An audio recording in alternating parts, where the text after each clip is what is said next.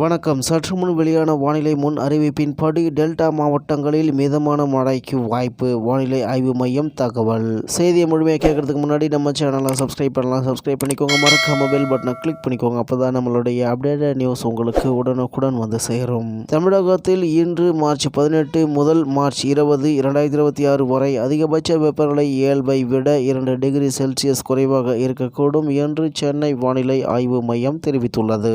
இந்நிலையில் வானிலை நிலவரம் என்ன? தென்கிழக்கு அரபிக்கடல் பகுதிகள் மற்றும் அதனை ஒட்டிய லட்சத்தீவு பகுதிகளின் மேல் வளிமண்டல கீழடுக்கு சுழற்சி நிலவுவதாக வானிலை ஆய்வு மையம் தெரிவித்துள்ளது.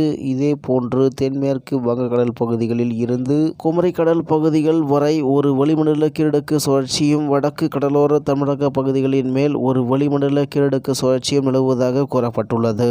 இதன்படி டெல்டா மாவட்டங்கள் மற்றும் அதனை ஒட்டிய மாவட்டங்களில் இன்றும் நாளையும் டெல்டா மாவட்டங்கள் மற்றும் தென் தமிழகத்தின் ஓரிரு இடங்களிலும் நாளை மிதமான மழை பெய்யக்கூடும் என்று வானிலை ஆய்வு மையம் கூறியுள்ளது.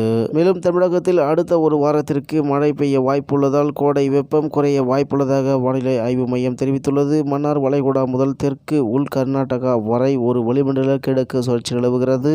இதன் காரணமாக மார்ச் 18, 19 தமிழகத்தில் ஒரு சில இடங்களிலும் புதுவை மற்றும் காரைக்கால் பகுதிகளிலும் இடி மின்னலுடன் கூடிய லேசானது முதல் மிதமான மழை பெய்யக்கூடும். மேலும் மார்ச் 20 கடலோர தமிழகத்தில் ஓரிரு இடங்களிலும் புதுவை மற்றும் காரைக்கால் பகுதிகளிலும் இடி மின்னலுடன் கூடிய லேசானது முதல் மிதமான மழை பெய்யக்கூடும். உள் தமிழகத்தில் வறண்ட வானிலை நிலவக்கூடும். அடுத்தபடியாக மார்ச் 23, 24 ஆகிய தேதிகளில் மேற்கு தொடர்ச்சி மலை மாவட்டங்கள் மற்றும் தென் தமிழகத்தில் ஓரிரு இடங்களில் லேசான மழை பெய்யக்கூடும். ஏனைய தமிழகம், புதுவை மற்றும் காரைக்கால் பகுதிகளில் வறண்ட வானிலை நிலவக்கூடும். அதிகபட்ச வெப்பநிலை மார்ச் 18 முதல் 20 வரை தமிழகம், புதுவை மற்றும் காரைக்கால் பகுதிகளில் அதிகபட்ச வெப்பநிலை ஓரிரு இடங்களில் 2 முதல் 4 டிகிரி செல்சியஸ் வரை படிப்படியாக குறையக்கூடும் என்று வானிலை ஆய்வு மையம் கணித்துள்ளது என்று தகவல் வெளியாகியுள்ளது என்பது குறிப்பிடத்தக்கது.